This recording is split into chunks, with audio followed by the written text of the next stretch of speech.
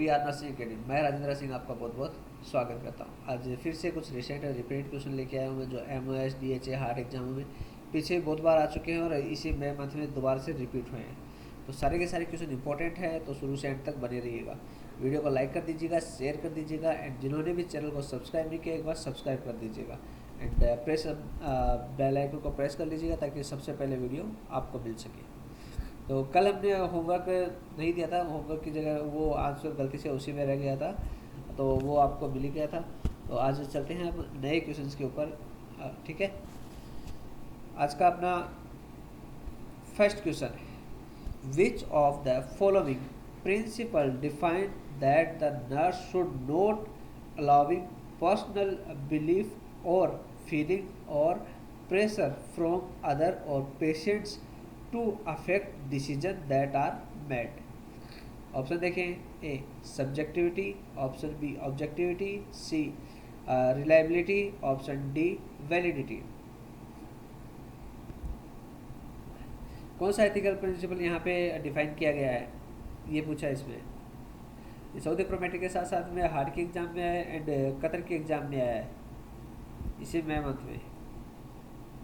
हर एक क्वेश्चन के बाद, जैसे रेगुलर देता हूँ मैं, हर एक क्वेश्चन के बाद कुछ सेकंड का टाइम दूंगा ताकि आप कमेंट कर सकें।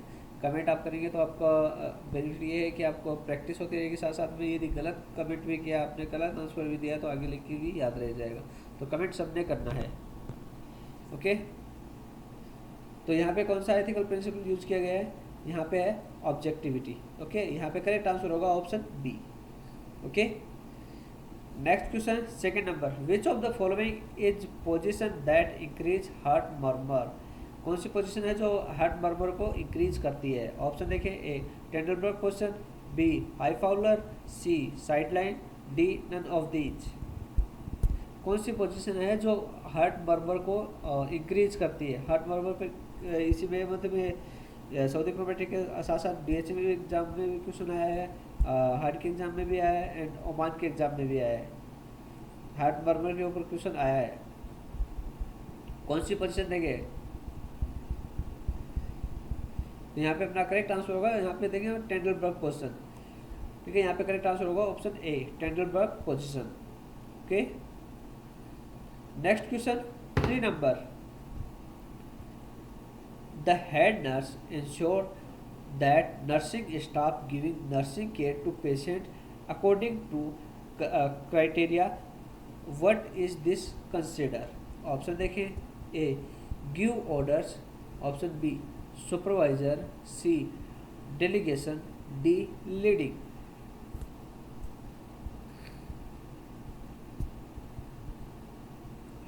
इनकी एक हेड नर्स है, यहाँ पे क्या क्वेश्चन में कहते हैं, एक हेड नर्स है इंश्योर करती है कि जो नर्सिंग स्टाफ है वो अकॉर्डिंग टू हॉस्पिटल क्राइटेरिया के अकॉर्डिंग पेशेंट को केयर दे रही है।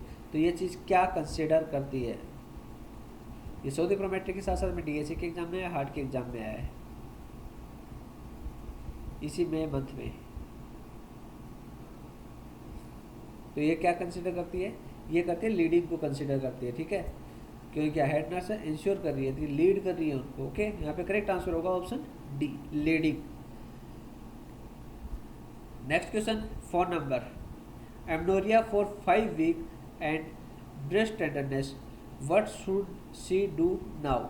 ऑप्शन देखें, A ultrasound sonar to see embryo, option B HCG home test, option C CT scan, option D none of these. Amenorrhea है 5 week से, साथ में ब्रेस्ट टेंडरनेस है, तो ऐसी वाली कंडीशन में क्या करेंगे, ऐसे वाली कंडीशन में वो क्या करेगी। यह सऊदी प्रोमेट्रिक के साथ साथ में डीएचए के एग्जाम में, ओमान के एग्जाम में आया है। तो ये एमनोरिया है 5 वीक से है उसको, एंड ब्रेस्ट टेंडरनेस है, तो ऐसी वाली कंडीशन में क्या करेगी, सबसे ज़्यादा प्रायोरिटी किसको देगी। जैसे वो क्या करेगी, वो इस HCG हार्मोन टेस्ट करेगी होम पे, ठीक है। यहाँ पे करेक्ट आंसर होगा option B HCG home test, okay. Next question 5 number, patient with ulcerative colitis, the doctor order to give him 300 ml through NGT nasogastric tube, what is nursing intervention. Option देखें, A warm the feed before giving, option B give oral liquids only, option C give every 15 minutes, option D none of these. एक patient है जिसको ulcerative colitis है। Ulcerative colitis क्या होता है कि जो लार्ज इंटेस्टाइन उसमें अल्सर बन जाते हैं, कोलन के अंदर अल्सर, लाइक इस डायग्राम से आप देख सकते हैं ऐसे कोलन होता है, लार्ज इंटेस्टाइन होती है, उसके अंदर अल्सर्स बन जाते हैं, वो होता है अल्सरेटिव कोलाइटिस। तो इसके लिए डॉक्टर ने ऑर्डर किया 300 ml थ्रू नेजोगेस्ट्रिक ट्यूब डाल रखी है, उसके थ्रू 300 ml उसको देना है। तो इसमें नर्सिंग इंटरवेंशन क्या होगा ये पूछा है। ये सऊदी प्रोमेट्री के साथ साथ में इसमें ओमान के एग्जाम में है, कुवैत के एग्जाम में है और कतर के एग्जाम में है, इसी मई मंथ में। बताइए ऐसे वाले कंडीशन में क्या करेंगे, क्या नर्सिंग इंटरवेंशन होगा। देखिए ऐसे वाले कंडीशन में फीड होता है, उसको थोड़ा वार्म करके उसके बाद देंगे, ठीक है। यहाँ पे करेक्ट आंसर होगा option A, warm the feed before giving. देने से पहले उसको थोड़ा वार्म करेंगे, ठंडा ही नहीं देंगे। Okay, clear. Next question 6 number, the community nurse was instructing for 2 partners will marry and advise them about health, life and obligations. What is this considering? Option देखें, A counselling, B screening, C education, D none of these. एक community health nurse है जो instruction दे रही है 2 partners हैं जिन्होंने अभी marriage के रिगार्डिंग एंड उसको एडवाइस दे रही है हेल्थ लाइफ के बारे में, हेल्थ लाइफ के बारे में, साथ में ऑब्लिगेशन के बारे में। तो ये क्या कंसिडर करता है। ये सऊदी प्रोमेट्री के साथ साथ में कुवैत के एग्जाम में आया, कतर के एग्जाम में आया है। यहाँ पे एक चीज़ देखो, इंस्ट्रक्शन दे रही है ओनली। ओके, तो यहाँ पे इसको क्या दे रही है, एजुकेट कर रही है। तो यहाँ पे करेक्ट आंसर होगा ऑप्शन सी, एजुकेशन। ओके, यहाँ पे करेक्ट आंसर होगा सी, एजुकेशन जो वहाँ पे प्रोवाइड कर रही है, ये कंसिडर करेगा एजुकेशन को। Okay, next question 7 number, A 62-year-old woman present to the clinic with a primary complaint of fatigue and assess show a smooth and redness tongue with a loss of papillae and pallid mucous membrane. She complains of a sense of constant fullness of the stomach with a decreased appetite and 2-3 loose bowel movements per day. A neurological assessment shows the numbness in the feet and lower leg. The patient type of test would the most likely. Option देखें, A vitamin B12 level, option B folic acid level, option C erythropoietin, option D इचिलिक। तो देखो यहाँ पे क्या दिया, 62-year-old women है जो क्लिनिक के अंदर थी, अपने पास प्राइमरी कंप्लेन है उसकी फटीग। असेसमेंट के दौरान पता चला है कि उसके टंग एंड टंग्स के ऊपर टंग रेडनेस एंड स्मूथ है, और उसके साथ में ही पेपिलाई एंड म्यूकस मेम्ब्रेन पैलिड है। Okay, complaint sense the content, वो साथ में कंप्लेंट करिए कि वो फुलनेस ऑफ स्टमक फील कर रही है एंड भूख कम लगती है एंड 2-3 लूज बाउल मूवमेंट्स भी हो रहे हैं पर डे के हिसाब। न्यूरोलॉजिकल असेसमेंट शो कर रहा है कि उसको नंबनेस है फिट में एंड लोअर लेग्स के अंदर, ठीक है।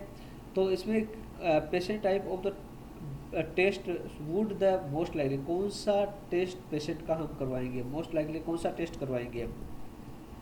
ये सऊदी प्रोमेट्री के साथ साथ में ओमान के एग्ज़ाम में है, कुवैत के एग्ज़ाम में आया है इसी मई मंथ में। ऐसे वाले कंडीशन में कौन सा टेस्ट हम करवाएंगे पेशेंट के, मोस्ट लाइकली कौन सा टेस्ट वहाँ पे करवाना चाहिए।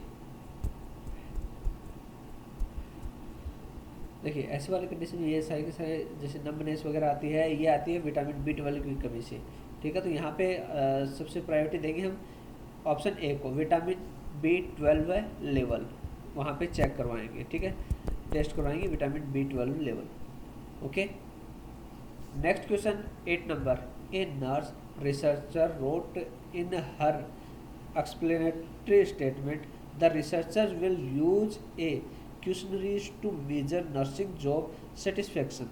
Which ethics principle is the researcher addressing here? Option देखें, A non maleficence, option B confidentiality, C beneficence, D justice. एक नर्स रिसर्चर है, उसने अपने एक्सप्लेनेटरी स्टेटमेंट में लिखा है कि क्या है कि researcher use to measure nursing job satisfaction. तो इसमें कौन सा एथिकल प्रिंसिपल है नर्स जो रिसर्चर है वो यूज कर रही है, यहाँ पे कौन सा एथिकल प्रिंसिपल है जो रिसर्चर यूज कर रही है। ये सऊदी प्रोमेट्रिक के साथ साथ में डीएचए के एग्जाम में है, हार्ड के एग्जाम में है।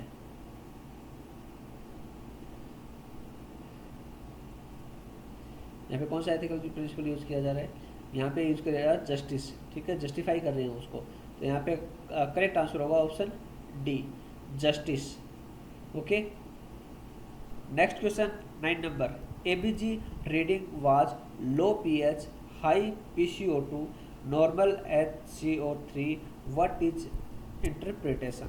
ऑप्शन देखें, A uncompensated respiratory acidosis, option B compensated respiratory acidosis, C metabolic alkalosis, D metabolic acidosis.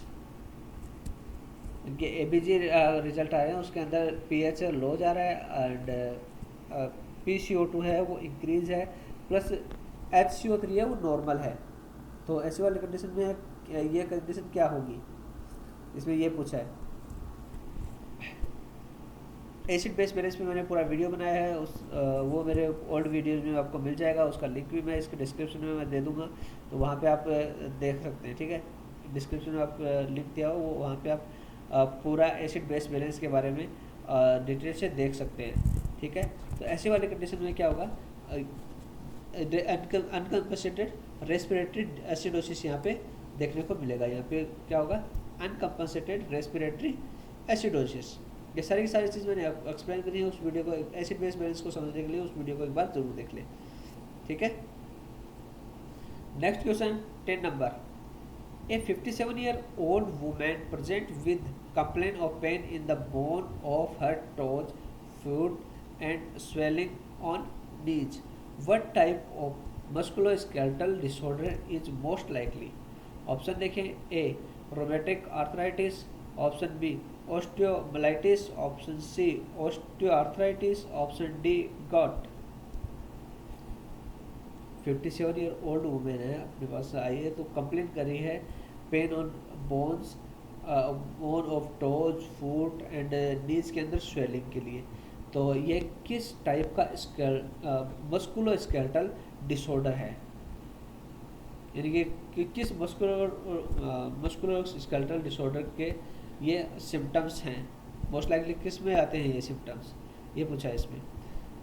ये क्वेश्चन में सऊदी प्रोमेट्रिक के साथ डीएचए में पूछा गया, हार्ट के एग्जाम में पूछा गया है इसी मई मंथ में, और ये एज इट इज शायद इसमें EMS में भी एज इट इज क्वेश्चन है। ये EMS की बुक में ये क्वेश्चन है।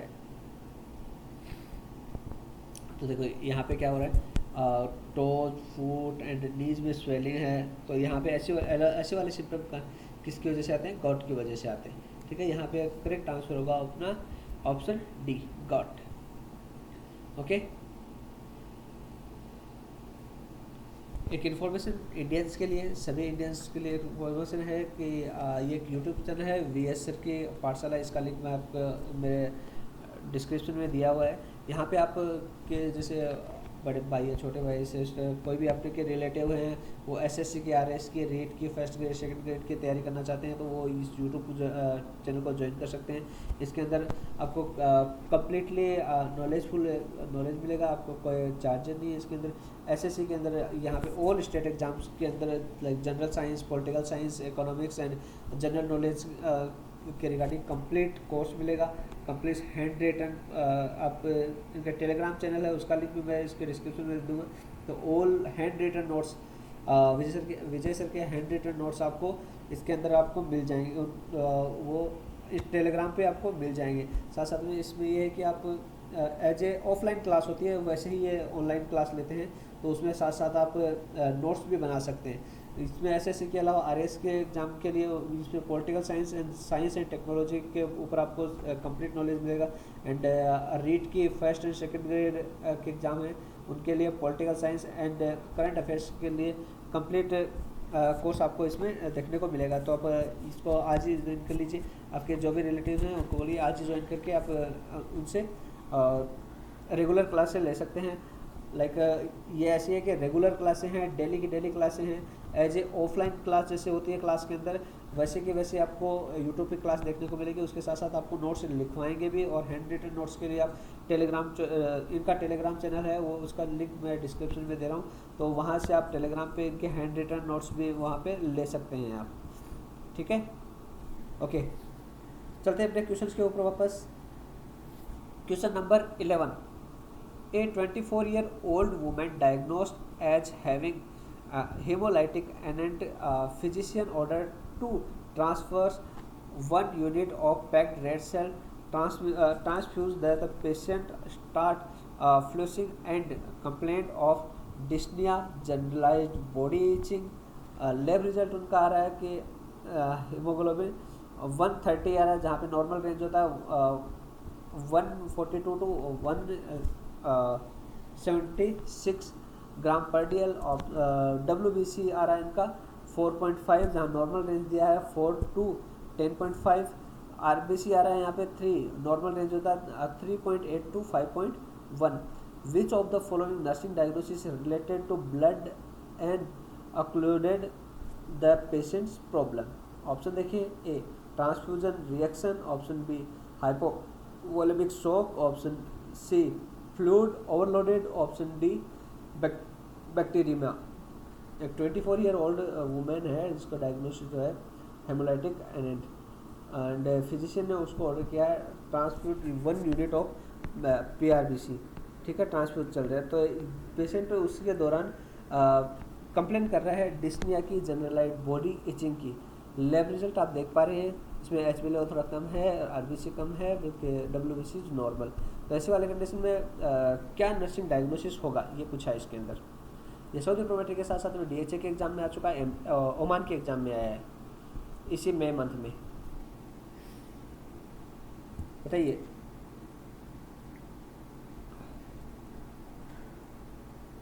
तो ऐसे वाले कंडीशन में आप देख पा रहे हैं कि जैसे पैक्ड रेड ब्लड से PRBC उसको स्टार्ट किया है तो उसको डिस्निया हुआ है, जनरलाइज बॉडी इचिंग हुआ है, तो ऐसे वाले कंडीशन में उसको है कि ट्रांसफ्यूजन की वजह से रिएक्शन हुआ है। तो यहाँ पे करेक्ट आंसर होगा ऑप्शन ए, ट्रांसफ्यूजन रिएक्शन को हम प्रायोरिटी देंगे, नर्सिंग डायग्नोसिस को प्रायोरिटी देंगे। ओके, यहाँ पे करेक्ट आंसर होगा option A, transfusion reaction. Next question 12 number, 11-year-old child was admitted with suspected appendicitis. A nurse was evaluating a child's condition and the mother stated that the child did have his bowel movement for the past 2 days and requested for natives. What is the risk of giving laxative for the patient with appendicitis? Option देखिए, A diarrhoea, option B rupture, C fever, D pain. 11-year-old child है जो admit है, जिसको suspected appendicitis है। ठीक है, और nurse है उसको इवालुएट करिए, चाइल्ड की कंडीशन मतलब बता रही है चाइल्ड बच्चे ने बाउल मूवमेंट नहीं किया है पास्ट 2 डेज से। ठीक है, एंड वो नेटिव के लिए रिक्वायर्ड है। तो इसमें देखो मेन चीज़ क्या पूछिए, पूरा मटेरियल दे दिया, मेन पूछी है कि लैक्सेटिव अपेंडिसाइटिस की कंडीशन के अंदर लैक्सेटिव देने की रिस्क क्या होती है, रिस्क फैक्टर क्या है। यदि अपेंडिसाइटिस के पेशेंट को हम लैक्सेटिव दे देंगे तो ऐसे वाली कंडीशन में रिस्क फैक्टर क्या होगा, मेन चीज़ ये पूछा है इसमें।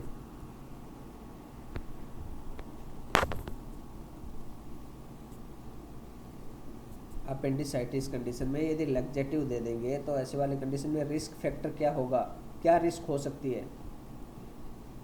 ये सऊदी प्रोमेट्री के साथ साथ में DHA के एग्जाम में आया है, ओमान के एग्जाम में आया है। देखिए, यदि अपेंडिसाइटिस के पेशेंट को हम लैक्सेटिव दे देंगे तो अपेंडिक्स के ऊपर प्रेशर बनेगा। ठीक है, ऐसे वाले कंडीशन में वो रप्चर होने के ज़्यादा चांसेस होते हैं। तो यहाँ पे करेक्ट आंसर है वो होगा अपना B, rupture is correct answer. यदि अपेंडिसाइटिस वाले पेशेंट को लैक्सेटिव देंगे तो वहाँ पे अपेंडिक्स पे प्रेशर बनेगा, प्रेशर की कंडीशन में हो सकता है कि अपेंडिक्स है वो रप्चर हो जाए। ठीक है, तो यहाँ पे रिस्क रहेगी रप्चर। ऑप्शन सी होगा यहाँ पे बी।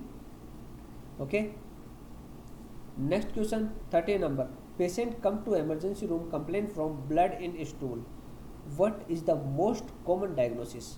ऑप्शन देखिए, A BID bowel inflammatory disease, option B gastroenteritis, option G GERD, option D none of these. इनकी पेशेंट है इमरजेंसी रूम में और कंप्लेन कर रहा है कि उसके स्टूल में ब्लड आ रहा है, तो ऐसी वाली कंडीशन में मोस्ट कॉमन डायग्नोसिस क्या होगा? मोस्ट कॉमन डायग्नोसिस इसमें पूछा है। ये सौदोक्रोमेटिक के साथ साथ में DHA में आया था, हार्ट के एग्जाम में आया है। तो मोस्ट कॉमन डायग्नोसिस क्या होगा इसके अंदर? इसके अंदर होगा कि बाउल इन्फ्लेमेटरी डिजीज है, वो कॉज करती है blood in stool. Normally most commonly यही प्रॉब्लम होती है कि बाउल इन्फेक्शन हो जाता है, उसकी वजह से स्टूल के अंदर ब्लड आना हो जाता है। बाकी जो गैस्ट्रोएंटराइटिस है ये बात की कंडीशन है। तो सबसे ज़्यादा प्रायोरिटी मोस्ट कॉमन डायग्नोसिस है वो है BID bowel inflammatory disease. Okay, next question 14 number, which of the following religion is prohibited the blood transfusion? Option देखिए, Christian, B Muslims, C Jehovah's, D Jewish. इनकी कौन सा रिलीजन है जो blood transfusion करना प्रोहिबिटेड है? गल्फ के अंदर प्रोहिबिटेड है। गल्फ के अंदर कौन सा धर्म है, कौन सा रिलीजन है जो ब्लड ट्रांसफ्यूजन नहीं कर सकता?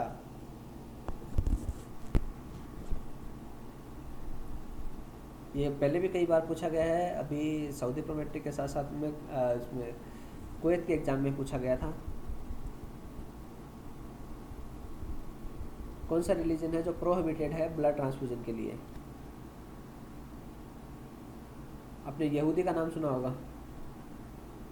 यहूदी लोग हैं वो यहाँ पे ब्लड ट्रांसफ्यूजन के लिए प्रोहिबिटेड है। तो यहाँ पे जो यहोवास है, जवास जो दे रखा है ऑप्शन सी, जवास जो यहूदी है ये, ठीक है, यहोवा बोलते हैं इसको, यहूदी हैं जो यहाँ पे ब्लड ट्रांसफ्यूजन के लिए प्रोहिबिटेड है। ओके, यहाँ पे करेक्ट आंसर होगा option C. Clear. Next question 15 number, acute respiratory distress syndrome is related to. Option देखें, A disease that affect alveolar capably permanently, option B disease that cause chronic obstruction in airway, option C disease cause due to exocrine dysfunction, option D none of these. यानी कि acute respiratory distress syndrome किससे related है? इनमें से कौन से statement से related है एक्यूट रेस्पिरेटरी डिस्ट्रेस सिंड्रोम? ये सऊदी प्रोमेट्रिक के साथ साथ में हार्ट के एग्जाम में आया है, कतर के एग्जाम में आया है।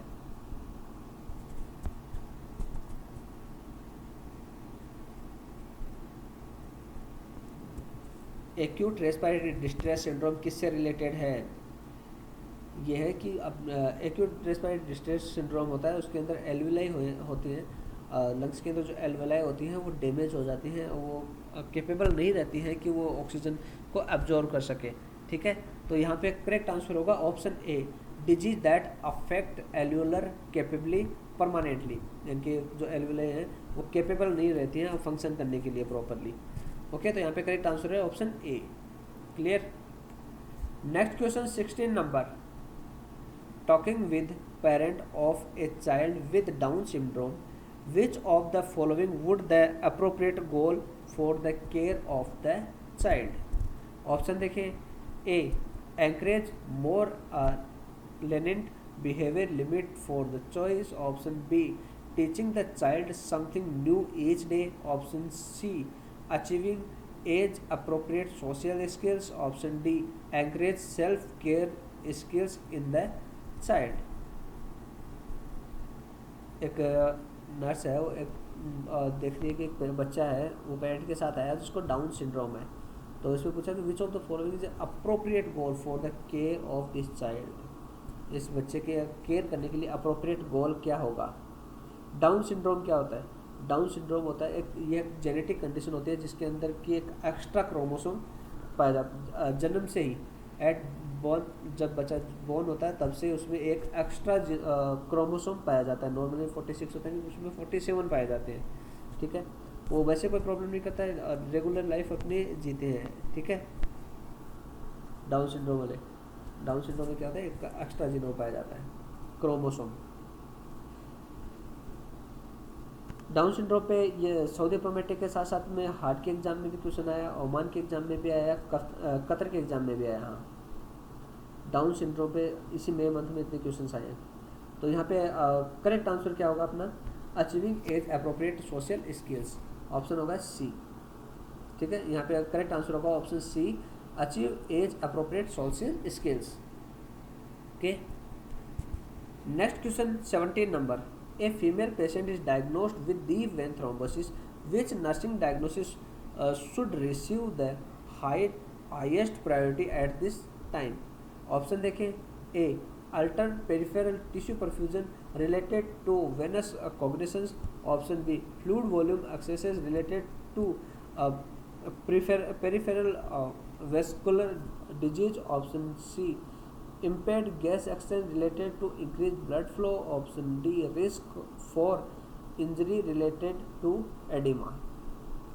फीमेल पेशेंट है, डायग्नोस हुआ उसको डीप वेन थ्रोम्बोसिस, इसमें पूछा विच nursing diagnosis should receive the highest priority at this time.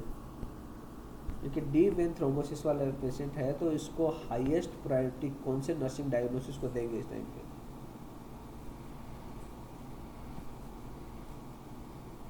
D vein thrombosis वाले पेशेंट है,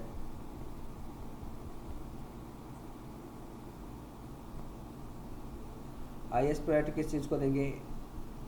ये सऊदी प्रोमेट्रिक के साथ साथ में डीएचए के एग्जाम में है, कतर के एग्जाम में है।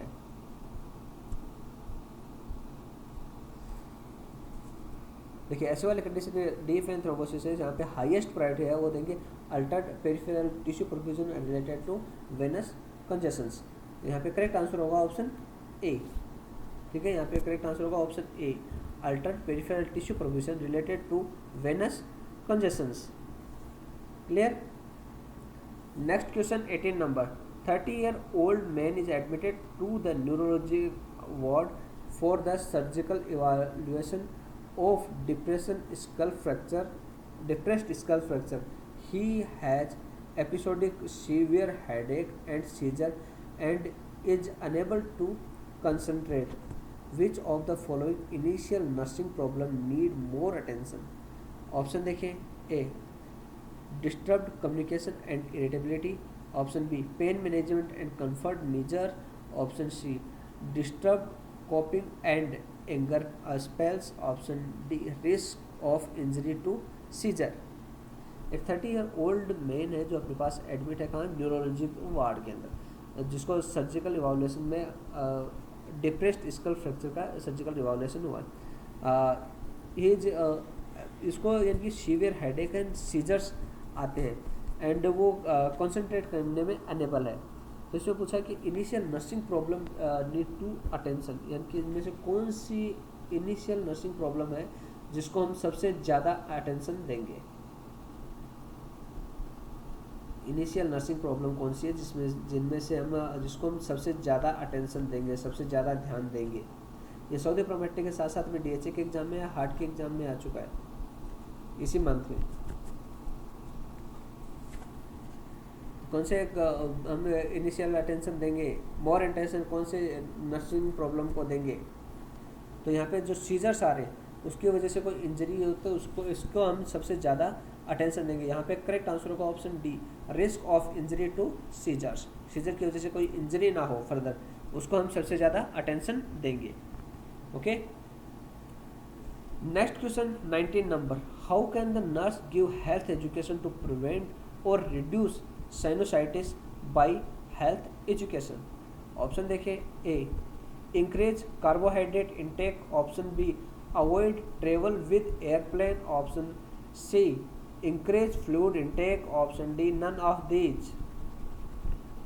एक नर्स है हेल्थ एजुकेशन दे रही है कि साइनोसाइटिस को कैसे प्रिवेंट करें।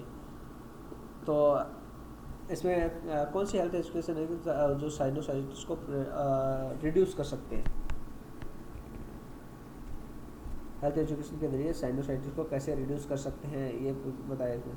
साइनोसाइटिस होता है कि जो साइनस पार्ट होता है नोज का एक पार्ट होता है जिसे एयर फील्ड पार्ट बोल सकते हैं। जो साइनस होता है उसको साइनस बोलते हैं। साइनस का इन्फ्लामेशन साइनोसाइटिस कहलाता है, ठीक है, उसको साइनोसाइटिस बोलते हैं।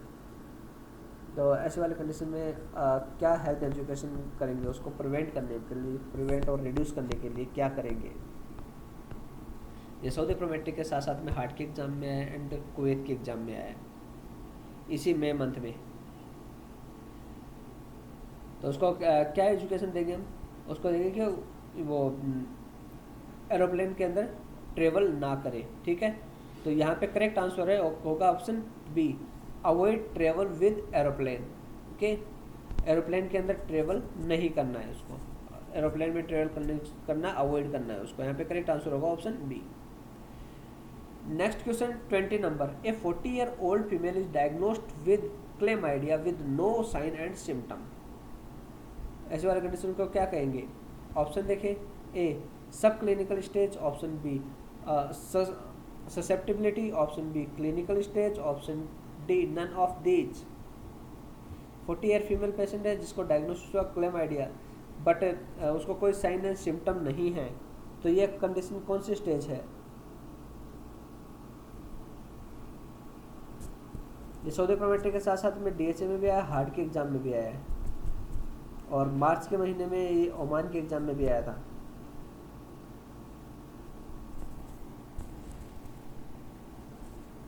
तो यहाँ पे देखो एक चीज़ नोटिस करने वाले है कि उसको क्लेमाइडिया डायग्नोसिस तो हुआ है लेकिन उसमें साइन सिम्टम्स नहीं है, तो ये सब क्लिनिकल स्टेज के अंदर आता है। तो यहाँ पे करेक्ट आंसर होगा ऑप्शन ए, सब क्लिनिकल स्टेज।